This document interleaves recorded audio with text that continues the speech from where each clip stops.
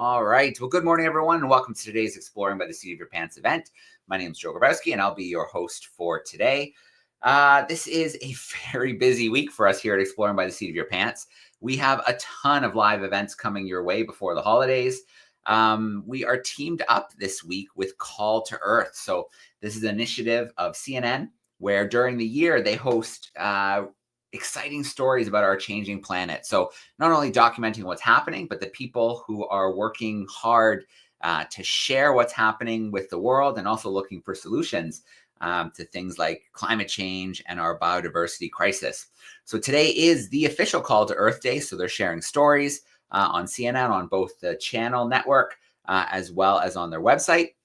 And we thought it'd be cool to team up and share some of these stories with classrooms. So give you a chance to meet scientists, explorers, adventurers, and conservationists from around the world and get a chance to ask them questions about the projects and the stories that they are working on. So what else do we have coming your way today? We started off at the Toucan Rescue Ranch in Costa Rica this morning. After this event at noon, we're going to connect with Andy Casagrande, who films great white sharks and hammerheads and other sharks around the world for stations like Discovery and National Geographic. So that should be a lot of fun. But before we get to that, we are going to leave our planet and spend a little time with astronaut and artist Nicole Stott.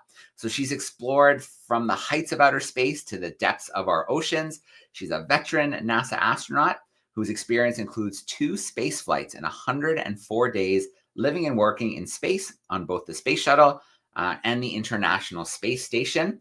So as an artist, she combines artwork and spaceflight experience to inspire creativity about solutions to our planetary challenges.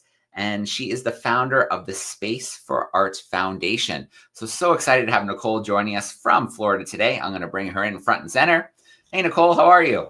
I'm well, thanks, Joe. Thanks for including me in this. I love this whole idea of call to Earth. It's good. All right. Very cool. Well, I know you're someone who's made a few of those calls to Earth. So there's no one I could think of who'd be more fun to have hang out with us for a bit today. Well, I love it. And I think that we can speak to it in a couple different ways, right? Like, literally calling back to Earth to your family from space, but also just this acknowledgement that, everything we're doing in space is ultimately about improving life on Earth. I think that's a pretty good call to Earth, kind of a call to action for all of us as crewmates and not passengers here on our planetary spaceship. Absolutely. Well, Nicole, today we have a ton of passengers on board with us. We've got classrooms from across Canada and the US with us, a bunch of them tuning in via YouTube. So don't be shy. Use the chat sidebar. Before I let you take over, Nicole, let's bring in a few of those passengers if they want to give a big wave. We have a big crew hanging out with us today. There they are. There they are. We'll tuck them backstage now. We're going to get to meet a few of them once we get to our Q&A action.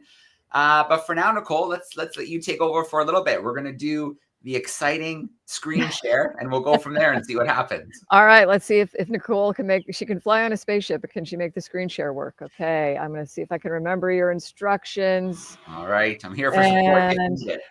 All right, then I'm going to go to PowerPoint. All right, how's that? You got it? Okay, I think we missed a step because I don't see anything yet. All right. So we want to go to present and then share screen. All right, share. There we go. Yeah. All right. There we go. It takes me every time, Joe. It's every single time. You know what? It gets quicker every time because I see it there now. We'll go full screen. How's that? Beautiful. And then if you just want to hit hide, Nicole, so we take that little strip away. Yep. All right. Did that work? That's normal. You just have to click the PowerPoint icon again after you click hide. Okay. I don't remember that step. We're in business. All right. Well, we're calling Earth today, and we're going to do that by going back to Earth. It's one of the things I love about having gone to space is that certainly out the window, the thing you see the most is Earth, this beautiful work of art out the window. And like I said before, everything we're doing in that place is ultimately about improving life on Earth. So that's a pretty cool thing to think about. I mean, there's all the adventure for sure of launching on a spaceship and flying in space and floating and flying and all of that stuff. But the work we're doing there as an international community is really impressive. And it really and truly is all about improving life on Earth, on our planetary spaceship. And when we go to space, we have certain memories. This picture reminds me of what it was like to be in space. It's really beautiful. You see the little silhouette of the Space Shuttle Atlantis there, just kind of looking like it's hanging still. And yet I know, we know that that's anything but still. We are traveling at about 17,500 miles an hour, which is about 5 miles a second, which means we go around our planet every 90 minutes. So about every 45 minutes or so, we get one of these really stunning sunrises or sunsets out the window. And then I know I'm inside that little silhouetted space shuttle with my crew of 6. We're on our way home to our families after our successful mission. And I think, anytime you're on your way home to your family, that's a good place to be. And it certainly was coming home from space as well. And then I love thinking about my crewmate, Jeff, who was still on the space station, and just imagining him in the window with his camera taking this picture of us so that we could remember it when we're talking to, people around the world about what it's like to be in space, and just to have that memory for ourselves as well. One of the things that Joe and I have done before with Exploring by the Seat of Your Pants, which I love, is to try to explore all the ways that as astronauts, we train to prepare to go to space, because sadly right now we can't go to space to learn how to live and work in space. So we have to figure out how to do that down here on Earth. And of course, we have a lot of classroom things, and we fly in airplanes, and we are in a lot of simulators. But I will tell you, the absolute best kind of all around preparation for what it was like to go and live and work in outer space was to go spend time in inner space, living underwater at the Aquarius undersea habitat for about 18 days in a very parallel mission to what it was like to be on a spaceship. And you're in a real extreme environment. You got to wear special equipment to go outside. You can't just swim to the surface to escape a problem. You have to deal with that with your crew, which is just what it's like to be in space. And so I highly recommend it. If you ever get to go spend some time at Aquarius, or you could go explore more about it online at the Florida International University site. Those are the people that manage this really wonderful undersea habitat now. And I wanted to just show you really quickly just some video of being in space. But it starts out, this little couple-minute video starts out with training on the Aquarius undersea habitat. So you get a little bit of insight to that, and then what some of the highlights were from my first 2 missions. Let's see if I can make it play. There it goes. And I don't know, are you guys hearing the music? No, it's being pulled into the headphones, but we can see everything that's happening. Okay, because I can hear it, so I just wanted to make sure. So this is all, underwater. Looks a lot like being in space, I think. And then we prepare to go to space. We get all suited up there as well to launch on the Space Shuttle. My first launch was back in 2009. We launched like a minute before midnight, which was pretty cool. The vehicle, when it lit up the whole sky. I remember my family telling me after, it looked like it was daytime. So brushing your teeth in space, we do that there. Got to do a 6.5-hour spacewalk. So really cool to get to leave your big spaceship and go outside in your own little personal spaceship and crawl around and work on the outside of the space station. As you can imagine, it's pretty fun to live in a place where everything floats. We float, everything floats. And you certainly have to explore what that's going to be like. And because we float and we don't have any load on our bodies, we work out 2 hours a day, and just to keep our bones and our muscles strong for coming home. I had the chance to paint while I was in space. I'll talk a little bit more about that. This is a view of Earth as we're getting ready to come home after that first flight, where I spent a little over 3 months on the space station on that first flight. About 1.5 years later, I flew again on the Space Shuttle Discovery. This was the final flight of the Space Shuttle Discovery. And we went back to the space station, but we were only there for about 2 weeks, which I can tell you, after being there for a couple months, you want to spend more time there. It's not long enough. They had to pull my clawing hands off the hatch to get me back in to come back to Earth. But that is a place you always want to come back to. Beautiful views as we approach the station. And it's pretty cool to see this space station that goes from being this tiny, tiny dot of light to this ginormous masterpiece in space. It's like the size of a football field. We approach it very slowly to dock, and then we open hatches and greet our crewmates there. A little tortilla. When we leave the station, we do a big fly around. So we take some really, really incredible views of it. And then on the space shuttle, we landed on a runway. And that's really nice. I kind of think that human beings should be landed on runways. That little chirp of the tires on the runway is a nice thing.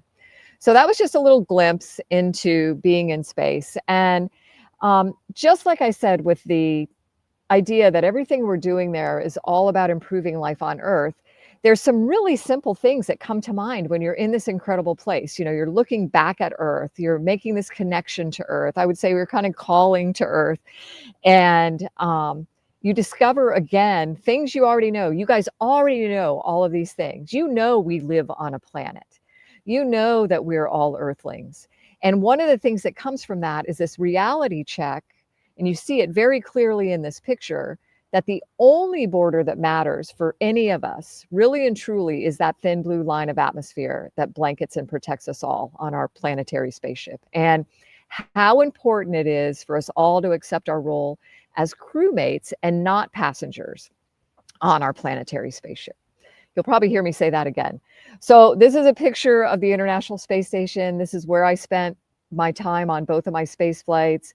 It is a masterpiece in space, both from the technical side, the science that had to go into building it and creating it, as well as the science that happens on the space station. And it's also a masterpiece from the standpoint of the partnerships that we have in place all over the world that have been peacefully and successfully working, you know, off the Earth for 25 years now in this place. And we build this machine in space because we want the people to be able to live there. We want to send our crews there and be able to do the science and the work there. And so we have to build that machine, that space station, to mimic as best we can what Earth does for us naturally. So every morning, this crew of 9 that you see in this picture, we would wake up, and one of the very first things we would do is we would check how much carbon dioxide is in our atmosphere. We would check how much clean drinking water we have. We would talk to the ground about the integrity of that thin metal hull that wraps around us, just like that thin blue line that wraps around us down here on our planet. And we would absolutely be checking on the health and well-being of all of our crewmates that we're in that place with. And I love to show this picture because I think whether you're in a classroom working with other people, you're at a job someday, you're doing things you love, you're on a spaceship, you should be with people that you enjoy your time with, that have personality, that are going to make their fun and enjoyable. And that was these I'm on the space station with on my first flight. And then I look, though, in the eyes of every single one of these people who are wearing these funny clown noses, and I know that if things went wrong, like if something was going wrong on that space station, every single one of these people was going to have my back. And I know that they trusted I would have theirs. And that is the best kind of people to work with. The ones you know you're going to enjoy yourself, but also the ones you know are going to have your back when it's really needed. And we're in this place. Why do we even go to a space station? We go there because we can take gravity out of the equation. We can be the observers in this place, the explorers and observers in this place that are looking at things from a totally different perspective. And most of the time, we're doing that on behalf of the scientists down here on Earth. And that's because everything behaves a little bit differently. And the scientists love to look at things when they're behaving a little bit differently, because that's when you can learn so much more about something, looking at it from a different perspective. And so we, for the scientists, are the observers. But we're doing this science in that place that is every area of science you can imagine, including how do we produce things in space, both, mechanical kinds of things, but also things like tissue and organs for our bodies and cells. How do we grow that kind of thing so we can improve the way we do medicine and science down here on Earth? We're observing the Earth as well. We're developing tech for space in particular. And we are observing the planet in another way by having instruments on board the space station, by having instruments on satellites that orbit our planet every single day. And we are it's like we're measuring the vital signs of Earth. And normally I'd have a cool little video up there in the corner that plays, but it doesn't seem to be there today. But it's just kind of cool to think about this connection, this interconnected, about how our health, our personal health, is so dependent on our planetary health. And that's why being a crewmate is so important. We can be an active part of taking care of our planet so that we survive, just like we do on that machine, that space station in space. And so we're observing for the scientists. We have these instruments that are observing for us, but we are observing for ourselves as human beings as well. We are at that window as much as we possibly can be during our free time. Find astronauts in front of the window, just gazing at Earth or taking pictures, trying to capture the memory of it. This is a picture that I took of Florida through the window of the space station. And I really, when I got to space, thought about Florida as my home. But very quickly, Florida became part of this planet that's my home. And I've never stopped thinking about it that way. It's like I wake up every morning and oh my gosh, I am standing on a planet in space. And that's a pretty cool thing to think about. It's a really powerful thing to think about too, if you let yourself, because then you can again imagine yourself as a crewmate on that planet. And as I observed Earth from space, I found some special places that I certainly wanted to take pictures of, but because I was able to bring a paint kit with me to the space station, I was able to find these places that I wanted to paint while I was in space too. And that one little picture you just saw, this little island on the northern coast of Venezuela called Las Rocas, I remember seeing it through the window and thinking, oh my gosh, it looks like somebody had taken this ginormous paintbrush and painted a wave on the ocean. So I knew I wanted to paint that too. And that one painting has been an inspiration for me since retiring from NASA as well, where I want people to understand this connection that we have to our planet. I want people to understand all the work we're doing in space that's ultimately about improving life on Earth. And art seemed like this really interesting way to be able to share it with people that I might not otherwise. And it was a way that has allowed me to develop what we call partnerships and purpose, working with people that are on these missions to improve life on Earth, to help, unite what we say a planetary community of children through the awe and wonder of space exploration and the healing power of art, to connect the space curious to space serious, and to be able to do that with kids all over the world and send art to space and take really cool pictures of art from space. And so that's that. And then I think this might be my last slide. Again, just reminding us that all this work we're doing in space is really about improving life on Earth, even when we talk about going back to the moon and on to Mars. The way that we can live and work off our planet helps us really and truly live and work better on our planet as crewmates. So I'd just like to remind you, we all live on a planet. We're all Earthlings. Only border that matters is that thin blue line of atmosphere. And I'm hoping that we have you all as not just passengers on our adventure today, but as crewmates together here on Spaceship Earth, because I really do believe that by accepting our role as crewmates, we can create a future for all life on Earth that's as beautiful as it looks from space. Okay, Joe, I tried to go fast. Oh, Nicole, you did great. It's all right. Always love your presentations, that the perspective looking back at our planet, the stories that you tell from being with your crew, whether you're underwater or in space, and of course the lessons you learned, looking back at our home and how that changed your perspective. So yes, it's always great to have you with us, and we're going to get into what I imagine will be a ton of questions from students. Yay, it's my favorite part. Yeah. My favorite part. But before we do, I want to put them to the test, and I pulled together a Kahoot quiz really quickly behind the scenes. So Yay. I'm going to share my screen here. It's going to take just a moment. There we go. If you want to join us for some Kahoot action today, you need to go to Kahoot.it. Kahoot.it.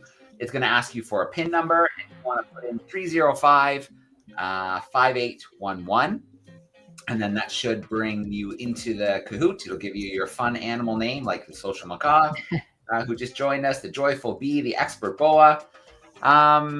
Yeah, so if you have tech at your seat, maybe you've got a tablet or a Chromebook, you can join that way. If not, your teacher could pop this up at the front of the room. You could shout out your answers to him or her. And then, of course, if you can't get in with tech, no big deal. You can still play along and see how you do. Well, we have students in classrooms join us, Nicole. I'm going to put a few classrooms on the spot, and we'll start taking a few questions. We'll get the question action happening a little bit early. Cool. And yeah, we'll mix in some questions while the Kahoot is loading. So let's go first to Miss McGinnis's crew. Actually, it's two classes, Miss McGinnis and Mr. Lloyd's fourth graders. Let's see if they have a question to get us started. All right, ready. Come on up, Andrew. We're putting a few classes on the spot. I know some are getting ready. Hi, everyone. All right, Andrew.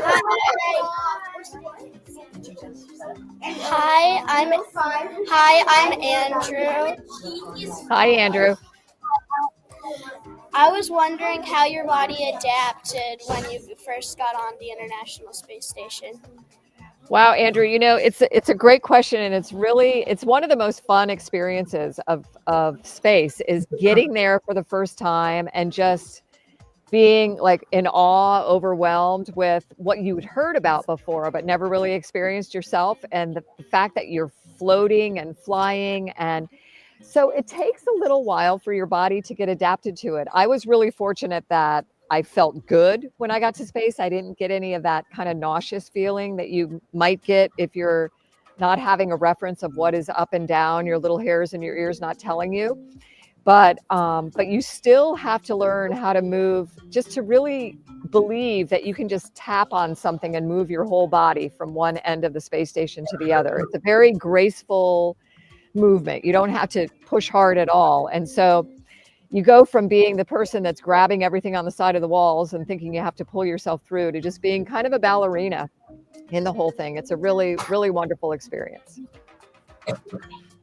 All right. Thanks for that great question to start us off, fourth graders. Let's pick on one more class. 6-7s are joining us with Madame Mirza. How are we doing? Oh, can you grab the mic for me? Sorry. Go ahead. Perfect. When did you decide to become an astronaut? Oh, when did I decide? You know, it was really kind of later in life. I mean, as a kid, I always thought I watched the first moon landing and I followed along with what was going on in space, but I never really thought it was something, it just seemed like it was something other special people get to do, you know?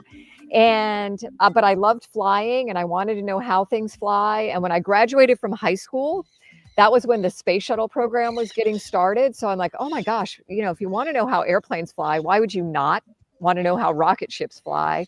And that kind of led me down this path of wanting to work for NASA, but as an engineer, helping with the Space Shuttle, getting it, you know, into space and working for other crews.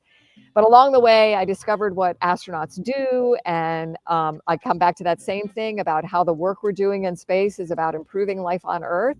And that really was attractive to me. So I don't know, I was already working for NASA for about 9 years when I kind of had that reality check and spoke to some people I considered to be mentors, and very grateful that they encouraged me to apply and supported me along the way. So don't tell yourself no would be the thing I'd say to you, is put yourself out there for something like this. All right, very cool. One quick question from YouTube and we'll start the Kahoot. Miss Gibson's class wants to know, astronaut or aquanaut, which did you like better? Oh, that is not a fair question, because they're both, you know, there's something otherworldly about both of them. You are in an environment that's just not normal for us in both ways. I mean, I would add, you know, some of the trips I've gotten to take around the world too. You know, I had a trip to Antarctica where I had kind of that same feeling in me, like I did looking at Earth from space or looking up and out in the ocean. Just this awe and wonder that's around us all the time. So I can't pick. It's like your children, you know, but I think we need to be on the lookout for the awe and wonder all the time. And it's what I love, Joe, about what you guys do and how you explore as well and bring that into the classrooms, because sometimes we can't get there ourselves. And it's so awesome to have a way to engage with what's going on this trip, this exploration around South America, and to be able to see things we might not on our own, and to appreciate them that way too. But I highly recommend both the Aquanaut and Astronaut thing. All right, fair enough. Well, we are ready to play. And you guys, I'm going to be walking and relocating because apparently I have a low battery. Ah, okay. Well, we're going to play some Kahoot while you sort out the battery, Nicole. And then we'll come back for some more Q&A action. All right, you do it. You do it. Worst case, Nicole, since you've already presented, if you have to come back on your phone, that's fine. Okay. How long did it take Nicole to orbit the Earth each time? Was it 30 minutes? Okay. All right. I think I just need to plug in. 90 minutes or 150 minutes. So each orbit of the planet took Nicole 30, 60, 90, or 150 minutes. You have about 10 seconds to get your answer locked in. I should remind you that the quicker you put in the right answer, the more points you're going to get for each question. And we have 2 seconds left on the clock. Ooh. Oh, good job, crew. Most went with 90 minutes for each one of those orbits. Woohoo! That puts the Swift GNU in first place, and we are going to go to our next question. This is some true or false coming your way. Living underwater is a great way to prepare for spaceflight. True or false that living underwater is a great way to prepare for a spaceflight? You've got 10 seconds to get an answer locked in. We already have about 100 answers locked in the first few seconds. That's pretty impressive. All right, so that is absolutely true. Working underwater is a great way to prepare for outer space, to spend a little time in inner space. So Swift GNU is not going to let go of that first spot, but it's still close. So true or false, exercise in space isn't an important part of life on the International Space Station. Is that true or false that exercise is not an important part of your daily life on the ISS? You've got about 8 seconds to lock in that answer. And then we've got one more question to go before we go back into some more Q&A action with our classes. All right, so that is false. It is very important. Your bones, your muscles, if you're not working them out in that zero gravity environment, you're going to have a tough time when you get back onto the planet. So it's definitely important to be doing that hour or two of exercise each day on the station. Okay, we've got one more question. It is, Nicole made the first what in space? Was it a taco? Was it a watercolor painting? Was it a story? Or was it a sweater? I'm leaning towards sweater, but let's see what our students think. Nicole made the first taco, watercolor painting, story, or sweater in space.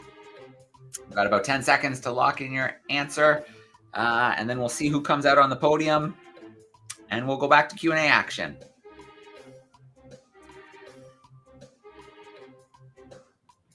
All right. Overwhelmingly, we went with watercolor painting. Good job, crew. Let's take a look at our podium. In third spot, we've got the Magic Bat. In second, we've got the Eager Gazelle. And let's see, do we have a new leader, or did the Swift GNU held on from tape to tape? Woo. Pretty darn impressive and pretty close scores. All right, let's come back from that screen share. Let's get right back into our Q&A action. Let's see, where do we leave off? North Bay. Let's go to North Bay. How are we doing, 3-4s? Hi, I'm Maximo from North Bay. When you went to space, what made you nervous? Oh, when I went to space, what made me nervous? You know, I think the thing that made me nervous really wasn't anything to do with like the spaceship or the work that we were doing there, because we trained so much for that and for all the things that we think can go wrong. So we feel like, as much as you humanly possibly can be, that we're ready to deal with that. The thing that made me nervous was that something might happen to my son on Earth and I couldn't be there. My son was 7 when I flew to space the first time and 9 the second time. So I think for parents, no matter where you go, that's what makes you nervous, is that, you know, you're not with your kids. Yeah. All right. Great question, bud. Let's go to Mrs. Breton's crew, see if they have a question for us. There they are. Is there an observatory with a telescope on the International Space Station? There is an observatory that has cameras that are kind of like a telescope that they use on the space station, but we don't have a telescope inside of the space station that the crew members can use. We tend to use the cameras. We've got some really big zoom lenses, and then we've got these really cool binoculars. I mean, it seems kind of crazy, but we have these really cool binoculars that you can use that are very helpful. And but I think if you ask the astronauts, they would want to have a telescope inside the space station to be able to look out the windows and try to do their own observations that way as well. All right. It's just that whole limited space thing. There is that. Unlimited space on the station. Yeah. Okay. We've got a STEAM collective hanging out with us today. How are we doing, right, everyone? Very cool. We got a question there for Nicole.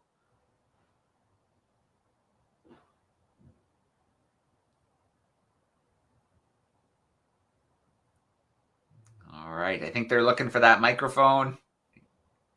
Yeah, no worries.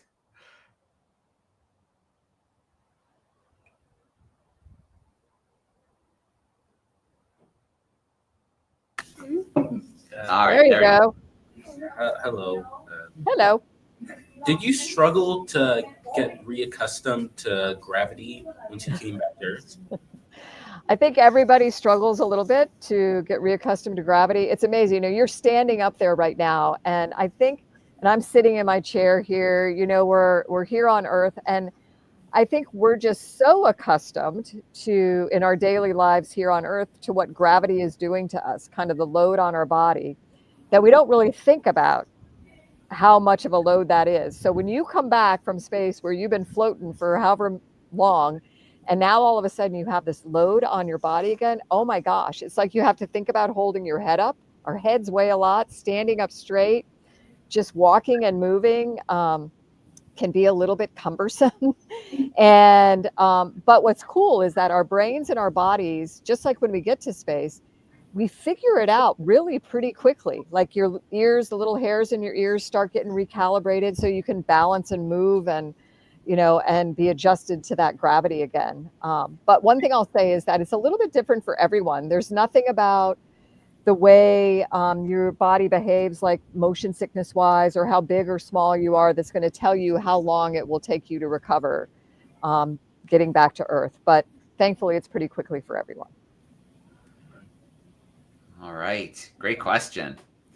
Okay. So we've got a celebrity in one of our classrooms. I got to bring them in, Mr. V's class. There we go. Oh my goodness. Oh my gosh. How fun is that? This is Hi, Kermit. Hey, we were. Hi. Oh, Miss Scott, could we please ask 2 questions? Sure. Okay, go for well, it. I don't. Kermit's asking the first question. Okay, Kermit, you go. Air on the ISS similar to the air on Earth? So is the air on the ISS similar to the air on Earth? Yes. And we very purposely make it that way. So inside of the space station, I can wear regular clothes. I don't have to wear a spacesuit. I can float and fly around, you know, just like I would be walking around here on Earth in my house or outside. So we very, very much make it that way, which is great. It's really nice. Our second question was, did you ever get jet lag or something like jet lag being in space, because the sunset and sunrise are like happen several times every day? Yeah, I mean, you know, it's pretty cool to think about having 16 sunrises and sunsets every day, right?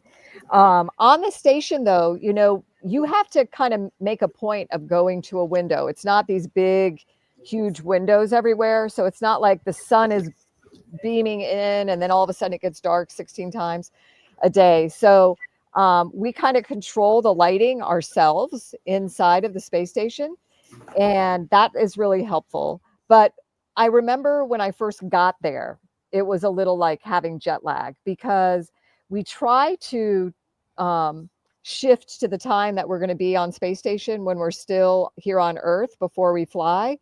But you're so excited about everything that I don't know that you're really letting your body adapt that way. So when you get to space, now you've got to go from, okay, I was just in Kennedy Space Center in Florida, and now it's like I'm in London. So like a 5 or 6 hour time difference, because on the space station, we use Greenwich Mean Time, or GMT, to have like the standard of time. So yes, short answer, yes. At the beginning of the space flight, it was a little bit like jet lag. Okay. Thank Right. you. You're welcome. Cool. Thank you, Kermit. Well, there we go. That's the first time we've ever had a I frog know. question on Exploring by Seat of Your Pants. We've been doing this for 10 years, so that's pretty cool. That's pretty cool. All right. Madame Boyer's crew. We have a question there for us. Oh, you were unmuted. It just went back on mute. My question was, what did you guys do on your flight to the International Space Station? Because I'm pretty sure it takes like 19 days to get there.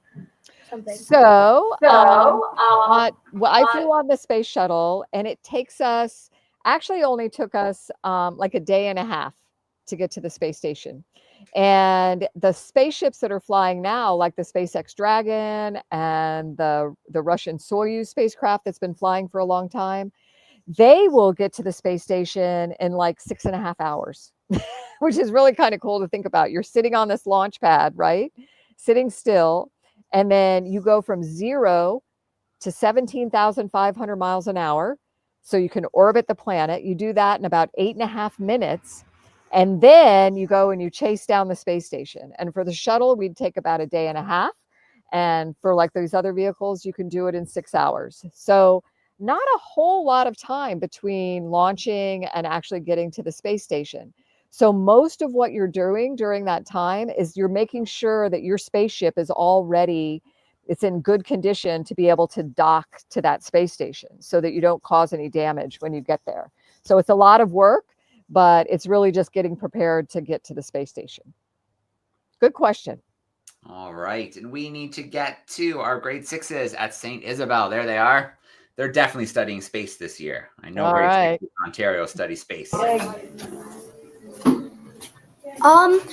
there any problems by practicing in the sea that don't actually occur in space? If so, what are they? Yeah, it is because it is two different places, right? We're going, down into the ocean where there's, so much more pressure on our bodies and on the place that we're living in, that habitat we're in, the laboratory. It's like the size of a school bus. And so you have to build it in a way that can stand the pressure underwater. When we're down there, our bodies are getting saturated with nitrogen. We just, because of the air we're breathing in our tanks and the depth that we're at, our body gets more nitrogen in it. So we have to treat things very differently than like going to space. We're in the vacuum of space and we're inside of a spaceship that's pressurized. But because both of these places are an extreme environment, it really helps us prepare, not just physically, but mentally, for what it's going to be like to be in a place like that, where you just have to think differently about the decisions you make if something is going wrong, right? And so, for example, on your undersea habitat, you might get a hole in your habitat and the pressure might not be able to hold it. So you might get, leaks into and possible flooding of this place that you're living in. And in space, if you get a hole in your spaceship, all your air wants to go out into the vacuum of space. So those are two very different problems, but they kind of put you in the same situation in the way you have to deal with them. So you have to work really, really close as a crew to be able to take care of stuff like that. And thankfully, that kind of stuff doesn't happen very often, if at all. Yeah. Thank you. Yep. All right. Well, we have time. We can maybe squeeze in 1 or 2 more questions. This always goes so fast, Nicole. I know. I'm a rambler, Joe. You know it. No, it's great. Perfect answers, I think. So maybe if you have one more question in your class, I can try and squeeze in maybe 2 or 3 in a lightning round. I'll try and visit a couple classrooms. Let's go to our 6, 7s. I see someone in red. Okay. Hi. Hi, my name is Alyssa, and I was wondering who inspired you to become an astronaut. Oh, wow. I love that question, Alyssa, because I think it was a lot of people along the way who just really supported me. Those people I mentioned that I thought of as mentors, who encouraged me to just pick up the pen and fill out the application. I don't think I would have done it on my own. My parents who shared what they loved with me. My mom was she was a nurse when I was growing up, and she was very creative. So I think the artsy stuff that I kind of got into me was because she shared that love with me. And my dad built and flew small airplanes. And so I got this love of flying through that. I never, who knows if you're going to love something that your parents love, but if they share it with you, then you can kind of discover the things you do and you don't like, right? And so I think really for me, my parents were the greatest inspiration without them even knowing it. And really without me even knowing it was happening at the time. So very grateful for that. All right. Thanks for that cool question. We have another student here up front at the camera. There we go, 4th grade. Hi, my name is Greta.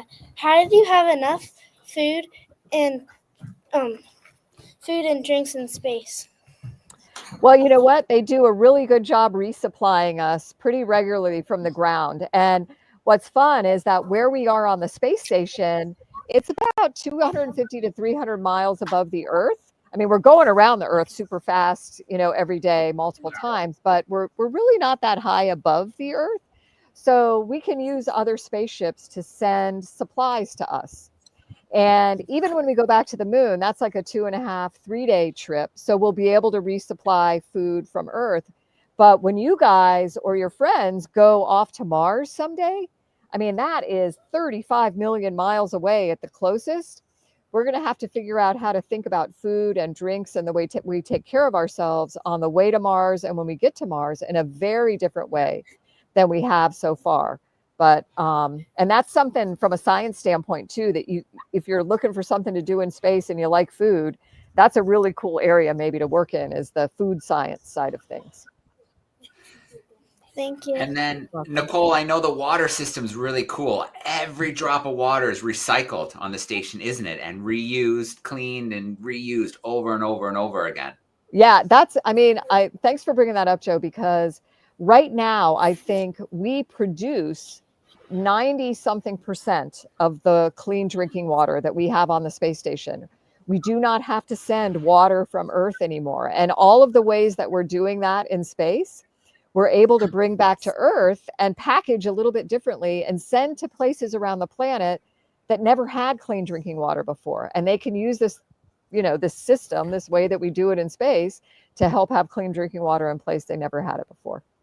I encourage you to look up how we have clean drinking water in space. Very cool. Okay, I'm going to roll the dice here. I have no idea who's going to pop up in the screen right now, but we'll bring in Mr. V's crew one more time for a question. Hello. Hello. My question was, do you ever get bored of the food on the ISS? It's very different to the way we eat down here. It's a lot like camping food, and it's all packaged. You add water to it, but it all tastes really pretty good. And we have a nice variety because we're an international space station. We get food from all of the different partner countries. And so it's a really nice mix of food. So I never did get bored of the food. And our families get to send up little kind of care packages to it. So every now and then you get a little treat that you might not have expected, which is kind of nice too. All right. Well, there we go, Nicole. We are wrapping another pretty cool hangout session together. We had so many students today. So a huge shout out to them for all their questions, playing Kahoot with us, just being pretty darn excited to be here with us today. So it was great to see so many classrooms. And Nicole, it's always such a pleasure to steal a bit of your time and to get to share your perspective with students and, what you've learned from your travels across the planet and off the planet as well. Well, I love being here, Joe, and I do love all the questions that come from the students around the world, and very, very happy to have you all as crewmates here on Spaceship Earth. All right. Well, let's see if those crewmates want to get a little bit loud before we sign off for today. If you want to say that